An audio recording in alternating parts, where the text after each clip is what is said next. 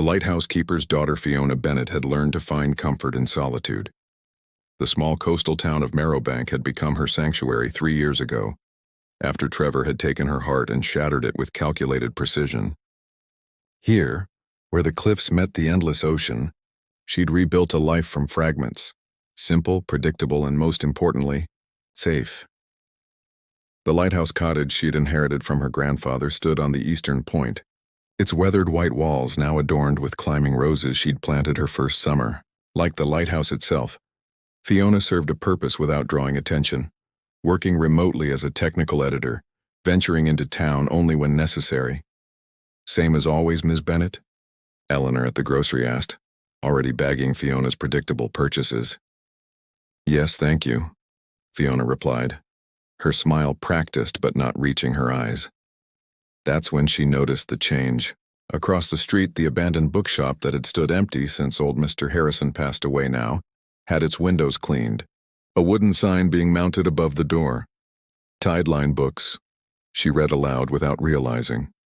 Oh yes, Eleanor followed her gaze. New fellow in town bought it last month. Been fixing it up himself. Quiet sort but friendly enough. Theo something or other.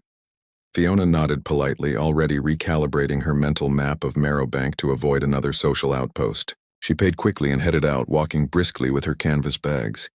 The universe, however, had other plans. A gust of wind caught one of her grocery lists, sending it spiraling across the street.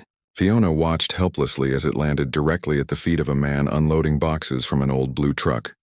He picked it up before she could pretend it wasn't hers, tall, with shoulders slightly hunched as if apologizing for taking up space. He wore faded jeans and a gray Henley pushed up at the sleeves. His hair, dark with premature silver at the temples, curled slightly against his forehead. I believe this is yours, he said, crossing the street with the paper. His voice was gentle, like someone accustomed to speaking in libraries. Eyes the color of amber honey regarded her without expectation.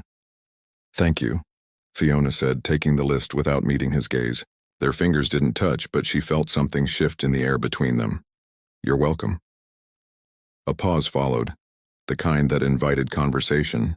When Fiona offered none, he added, I'm Theo Fleming, just opening the bookstore. I noticed, she said, then winced at how curt it sounded. I mean, it's good to see the shop open again. Do you read much? He asked. The question felt personal somehow. When I have time, Theo nodded, seeming to understand all she wasn't saying. Well, when you find that time, the first book's on the house. Call it a neighbor discount. Fiona felt a familiar tightening in her chest, the warning system that had protected her for 3 years. I should go, of course.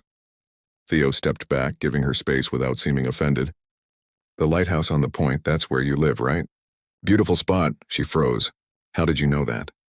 His smile was small but genuine. Small town. And you have the look. The look? Of someone who watches over things from a distance. He gestured to her groceries. Don't let me keep you. But the offer stands. Fiona walked away, feeling strangely seen. At home, unpacking groceries in her kitchen where windows framed the restless sea, she found herself holding a tin of tea she didn't remember buying. And later that night, for the first time in months, she pulled a novel from her shelf and began to read. Paper Boats and Promises for 2 weeks. Fiona successfully avoided Tideline books, taking the long route around Main Street to reach the grocer's. But the small coastal town conspired against her carefully constructed boundaries. A heavy rainfall had left puddles across her usual detour, and the only dry path led her directly past Theo's newly opened shop. She walked quickly, eyes fixed ahead when the scent of fresh coffee drifted through the open door. Inside, warm amber lights glowed against dark wooden shelves. Before she could stop herself, Fiona glanced in. Theo sat cross-legged on the floor, surrounded by children.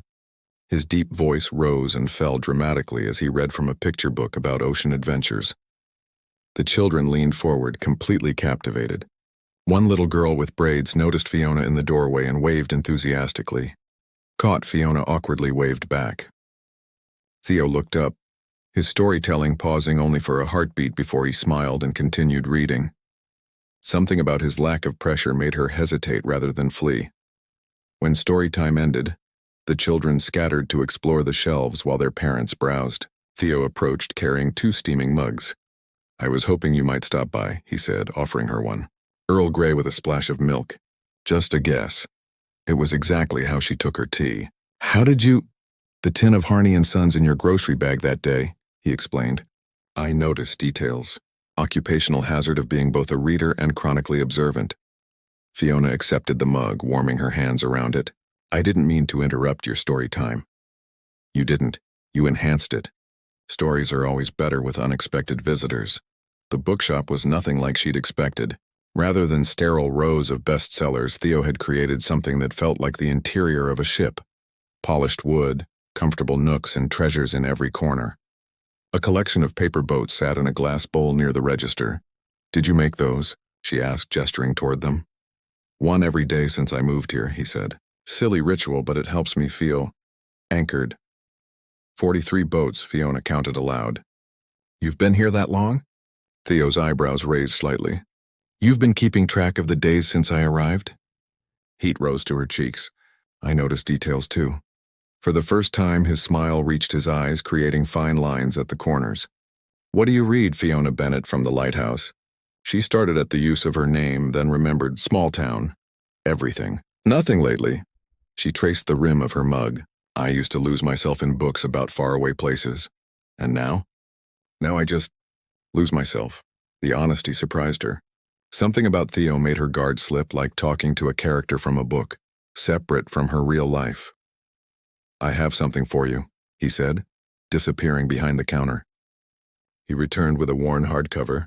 You still get your first book free. The cover showed a small boat on a vast ocean. The light between waves, she read. It's about a woman who learns to navigate by the stars after being lost at sea, Theo explained. Not too heavy, not too light. Sometimes we need stories that feel like they could be about us but aren't quite. Their fingers brushed as she took the book, and Fiona didn't flinch away. Over the following weeks, a pattern emerged. Fiona would find reasons to walk past Tideline books, first weekly, then every few days. Theo never pressured her to come inside, but always had tea waiting when she did. They spoke of books, of weather, of the town's small happenings, safe topics that somehow revealed more than their words. She learned he'd moved from Seattle after his publishing house downsized. He discovered she could identify any seabird by its call. She brought him bread she'd baked. He saved magazines with articles about lighthouse preservation. One evening, as autumn painted the sky in watercolor streaks, Fiona found a paper boat in her mailbox with a note. For navigating rough waters. That night, she placed it on her windowsill where the lighthouse beam swept over it every 7 seconds, like a promise repeated through the darkness. In her journal, Fiona wrote words she hadn't dared consider for years. Today, I laughed without remembering to be careful. The next morning, she walked to Tideline Books without pretending she had other errands. Theo was arranging a window display but stopped when he saw her. I finished the book, she said, holding it out. Did you like the ending? Fiona thought about the story's conclusion. How the protagonist had found her way back to shore, changed but stronger. I'm not sure I believed it, she admitted. Real healing isn't that tidy. Theo nodded, understanding in his eyes. Maybe that's why we need sequels. As she turned to leave, he called after her. Fiona? There's a small literary festival in Harborton this weekend. Just local authors, nothing fancy. I was wondering. The invitation hung between them, light as a paper boat, heavy as an anchor. I'll think about it, she said, and for the first time in 3 years, she meant it. The storm within, the literary festival remained an unspoken possibility between them. Fiona had neither accepted nor declined, and Theo hadn't pressed. But as Saturday approached, the weather forecast spoke of a coastal storm, the first serious one of the season. Fiona woke to the lighthouse emergency radio crackling with warnings.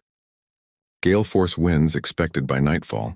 Residents advised to secure properties and avoid coastal roads.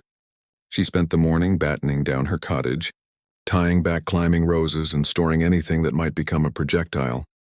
By afternoon, charcoal clouds smudged the horizon, and the sea had transformed from tranquil blue to slate gray. In town, shopkeepers taped windows and brought in signs. Fiona drove down to check her grandfather's old boat in the marina and found herself detouring past Tideline Books. Theo was outside, struggling with storm shutters. His movements seemed labored, face etched with concentration beyond what the task required. "Need a hand?" she called, surprising herself. He turned, relief crossing his features. "Actually, yes. These are heavier than they look." Together, they secured the wooden shutters over the store's windows. Fiona noticed Theo's breathing was shallow, his face unusually pale. "Are you all right?" she asked. "Just tired." He attempted a smile that didn't reach his eyes. "And disappointed about the festival. They've postponed it due to the storm." "Oh?" Fiona felt an unexpected pang of disappointment. "That's probably wise." Theo nodded, then winced, pressing a hand against his side.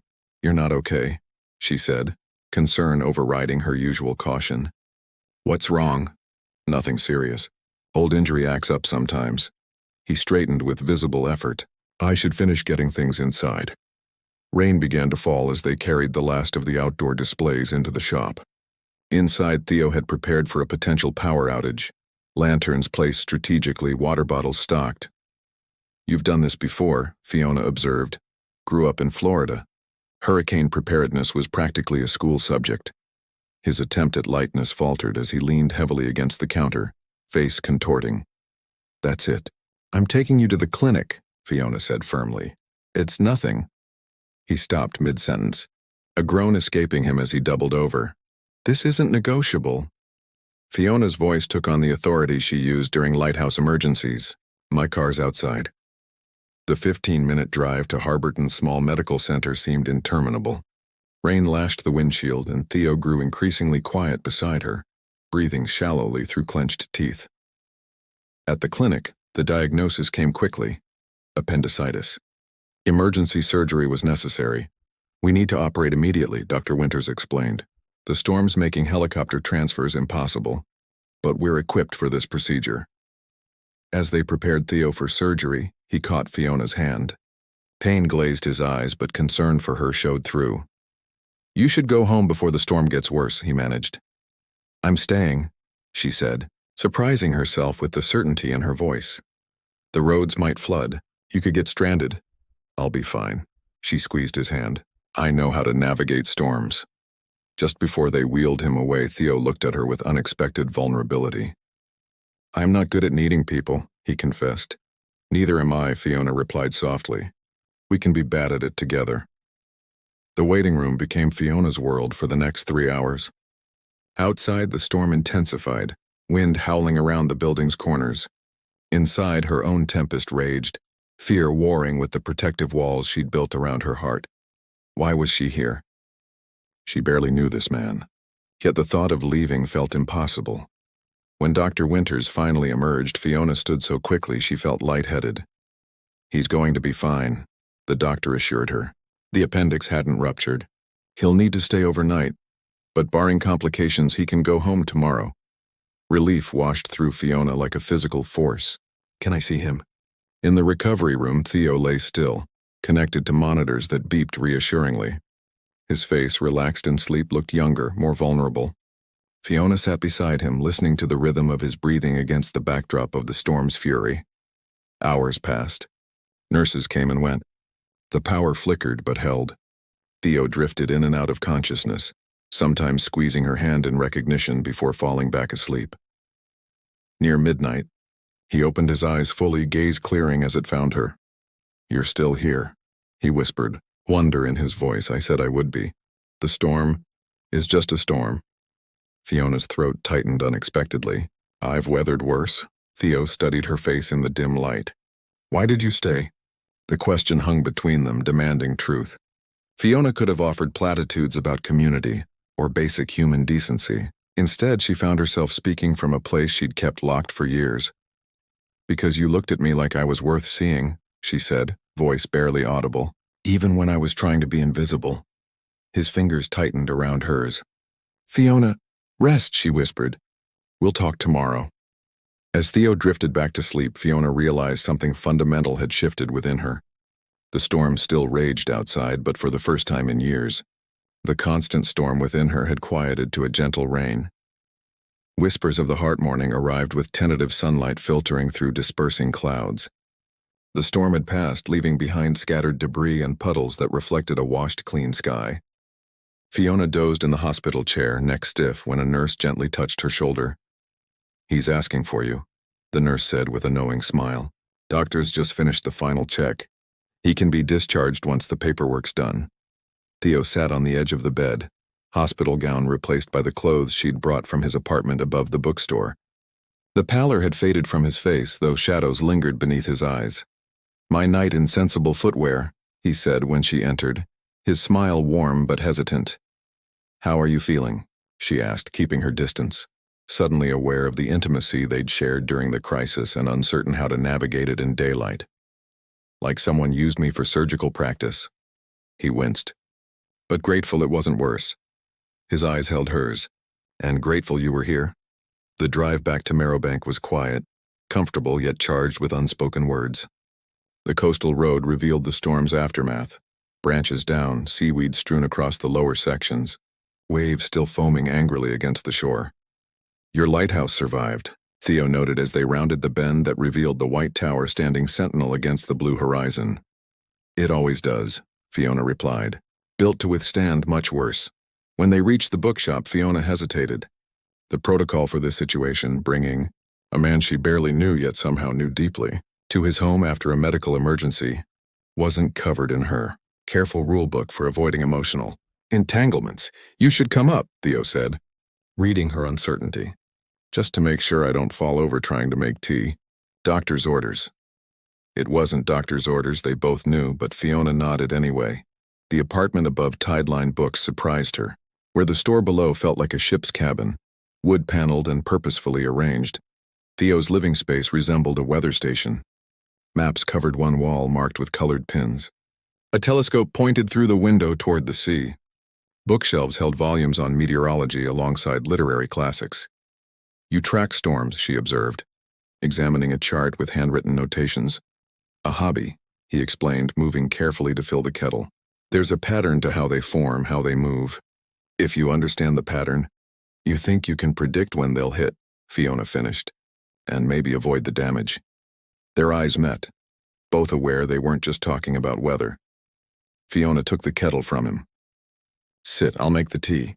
As steam rose between them at the small kitchen table, the moment for truth arrived as inevitably as tide follows ebb. "I need to tell you something," Theo said, cupping his mug. "About why I came to Meadowbank." Fiona felt her guard rising instinctively. This was the moment in every story where the twist came, where trust proved misplaced. "I was a foreign correspondent," he began, "for the Chronicle in Seattle. I covered conflict zones, Syria, Ukraine, Sudan." His fingers traced a scar at his hairline she'd never noticed before. 3 years ago, I was embedded with an aid organization when our convoy hit a landmine." He unbuttoned his shirt just enough to reveal a jagged scar mapping its way across his collarbone. "I was the lucky one. The doctor beside me, the driver, they didn't make it." Fiona's breath caught. "Theo, I'm so sorry." "Physical recovery took 8 months. The other kind," he shrugged, "still working on it. The panic attacks started after. Crowded spaces, loud noises, sometimes just existing. The publishing house job came later after I couldn't go back to reporting. Understanding dawned. That's why you came here. Somewhere quiet. Somewhere I could breathe again." His smile held sadness. "I recognized it in you immediately. That same careful distance, the way you map escape routes with your eyes when entering a room." Fiona felt exposed, seen in ways she hadn't allowed for years. "Mine wasn't anything so dramatic," she said quietly. "Just the ordinary betrayal. My fiancé and my best friend. 3 years of believing in someone who was methodically lying to my face. Pain doesn't need to be dramatic to be valid," Theo said gently. "After I found them together," Fiona continued, surprising herself with this unburdening, "everyone kept saying I should have known, should have seen the signs. That made it worse somehow, feeling not just betrayed but stupid. So you came here, where no one knew you, where I could control the narrative, be the mysterious lighthouse woman instead of the pathetic victim." She looked up at him. "Until you showed up with your paper boats and your tea and your seeing." Theo reached across the table, his hand stopping just short of hers, offering connection without demanding it. "For what it's worth, I've never thought you were either mysterious or pathetic, just carefully brave." Carefully brave, she repeated, testing the words. Is that even a thing? It is when you're scared of something but face it anyway, just with preparation and contingency plans. His eyes crinkled, like staying all night at a hospital during a storm, but bringing an emergency kit and checking 3 weather apps first. The laugh that escaped her felt foreign, but welcome. Without thinking, Fiona placed her hand over his. I don't know how to do this, she admitted. Do what? Trust someone again, be seen, she swallowed. I'm not sure I remember how to let someone matter. Theo turned his hand to clasp hers gently. I think maybe we don't have to know all at once. Maybe we just have to be willing to learn, one paper boat at a time. Outside sunlight broke fully through the clouds, casting golden rectangles across the apartment floor. In that illumination, 2 scarred souls sat with hands tentatively joined, not yet healed but no longer bleeding. The Symphony of Second Chances October painted Marrowbank in amber and crimson. Theo reopened Tideline books 2 weeks after his surgery, with Fiona helping rearrange displays to minimize his bending and lifting. What began as medical necessity evolved into a comfortable routine. She would arrive after closing time, and they would work side by side, restocking shelves and discussing book recommendations for the locals. The townspeople noticed. Eleanor at the grocery asked pointed questions about that nice bookshop man. The Lighthouse Preservation Committee suddenly found reasons to hold meetings at Tideline's reading nook. Fiona found herself the subject of knowing smiles and gentle teasing, attention that would have sent her retreating months ago, but now felt strangely like belonging. They're placing bets. You know, Theo told her one evening as they walked along the shore, their footprints parallel in the wet sand. On what? She asked, though she knew. On us. His smile was self-deprecating. Apparently there's quite a pool. Mrs. Harrington at the post office has good odds on Christmas. Fiona laughed, surprising herself with how easily it came now. And what exactly are they betting will happen by Christmas? Theo stopped walking, suddenly serious. That I'll finally work up the courage to properly ask you out. The moment stretched between them, filled with possibility. They had existed in this careful in-between place, more than friends, less than lovers, for weeks. Both healing, both cautious. And will you? She asked, heart drumming against her ribs. I'm afraid, he admitted, voice soft against the rhythm of waves. Not of you, of disappointing you. The panic attacks still come sometimes. There are nights I can't sleep, days when leaving the apartment feels impossible. You think I don't understand broken pieces? Fiona's voice caught. Theo, I still check my phone for tracking apps Trevor never even installed. I dream about being laughed at, pointed at. Some mornings I have to talk myself into being seen in public. Theo reached for her hand, his touch warm against the cooling evening air. Maybe that's why this terrifies me more. Because it matters so much. Their conversation was interrupted by distant music drifting from town. The Harvest Festival had begun in the square, an annual tradition with local musicians, food stalls, and dancing under strung lights. We could go, Fiona suggested impulsively. Together. Properly together, Theo studied her face. You hate crowds. So do you. She squeezed his hand. But maybe we hate them less when we're not alone in them. The festival transformed the town square into a kaleidoscope of light and sound. Lanterns hung from every tree, casting warm pools of illumination across cobblestones. A local band played folk music that carried on the salt-tinged breeze. Neighbors greeted them with knowing smiles, but, mercifully, little comment. They found a quiet corner near the edge of the celebration where they could observe without being engulfed. Theo bought mulled cider from a stall, and they watched children chase each other with sparklers while adults danced in the square's center. Did you dance? Before? Fiona asked, the cider warming her from within. Badly, Theo admitted, but enthusiastically. You? College, not since. She looked at the couple swaying to a slow melody. Trevor said I had no rhythm. Something flashed in Theo's eyes, a protective anger she hadn't seen before. He was wrong about many things, I suspect. As the music shifted to something gentler, Theo set down his cup. Would you like to find out? Here, now? Fiona glanced at the crowd. No one's watching us, he said softly. And if they are, let them see something beautiful. He led her to a shadowed space beneath an oak tree, just beyond the main gathering. Close enough to hear the music, far enough to feel alone. His hand rested lightly at her waist, respectful of boundaries still being redrawn. I don't remember how, she whispered. Neither do I, he confessed. Let's remember together. Their movements were hesitant at first, two people accustomed to navigating around their own pain, learning to navigate with each other instead. But slowly, as the violin wove through the night air, they found a rhythm that belonged only to them. Fiona, Theo murmured against her hair, whatever this becomes, thank you for staying that night at the hospital. She pulled back enough to see his face, illuminated in fragments by the distant lanterns. It wasn't just for you, she admitted. It was for me too. Because for the first time in years, being afraid of getting hurt felt less important than being afraid of walking away. The music swelled around them, and Theo's hand trembled slightly against hers, not from weakness, but from the weight of the moment. I've been making paper boats since I was 7, he said, voice low and intimate. After my mother died, my father said we could send her messages on them. I never stopped. His eyes held hers. The boats in the shop, they weren't just counting days in Marrowbank. They were messages I was sending out hoping someone would find them. And did they reach their destination? Fiona asked, heart thundering. I think maybe they did. Their dance had slowed to barely a sway, the space between them charged with unspoken words. When Theo leaned forward, his forehead rested against hers, a question, not a demand. I'm still scared, she whispered. Me too, he admitted. But I'm more scared of never knowing what we could be. The moment balanced on a knife's edge of possibility. Then Fiona closed the distance between them, her lips finding his in a kiss that felt like coming home to a place she'd never been before. Later that night, they walked hand in hand to the lighthouse. The festival continued in town, but they had found their own celebration in this newfound courage. Standing on the cliff edge, the beam sweeping out across the darkened water, Fiona retrieved something from her pocket. A paper boat, carefully folded. I made this, she said, holding it out to him. My first one. Theo took it with reverent hands. What message does it carry? That I'm ready, she said simply.